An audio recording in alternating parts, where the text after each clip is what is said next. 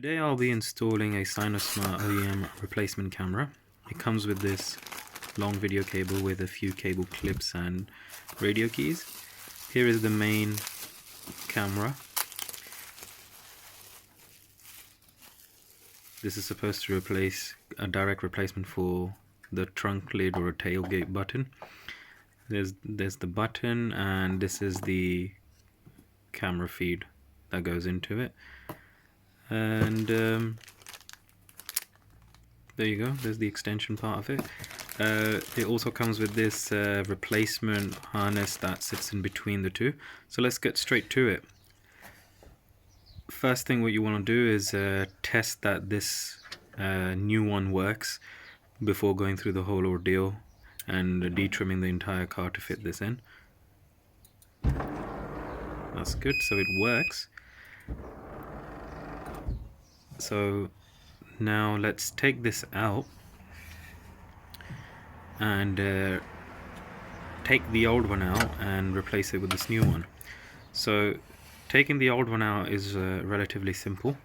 There are 6 tabs in there. All you need to do is get a push on 2 tabs and try to wiggle it out from the outside, and you should be able to just push it out.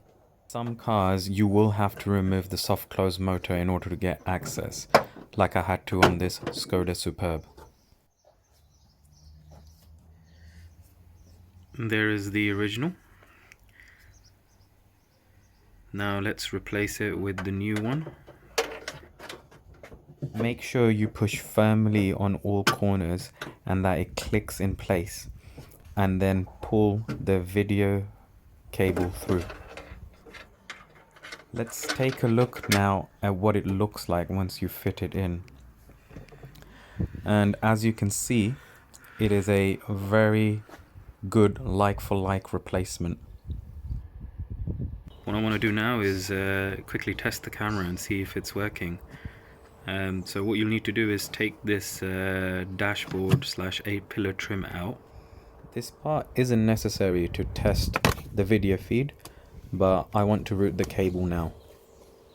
Next, you can either remove the radio using the keys, or what I did in order to get better access was to remove the glove box. You'll have to remove 5, maybe 6 T20 screws in order to remove the glove box. Just make sure you have something supporting underneath so that you don't pull on the harness. You may find it easier to remove the cooling pipe that goes into the glove box as well. This is the harness that you need to replace. You'll need to pinch on the tab at the bottom and lift to remove. Be patient with it, it can be a little fiddly. Once you've got it out, you'll need to fit the new harness into it and place the end of that harness back into the media unit. I've now also routed the cable in. Make sure it's also connected at the back where the tailgate button is. These are supposed to be match marked, but they're not very good, as you can see. Now let's test it out, see if it's working. One thing I did notice on here was that it only turns on when you put it in reverse gear.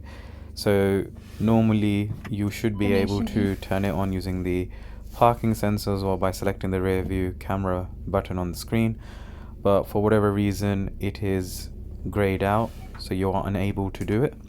However, for what it is, plug and play, I think it's still a pretty good solution for the price you pay. Now finally, before closing everything back up, I will tape it up just to make sure it's extra secure. Next we'll get on to fitting the cable into the trim.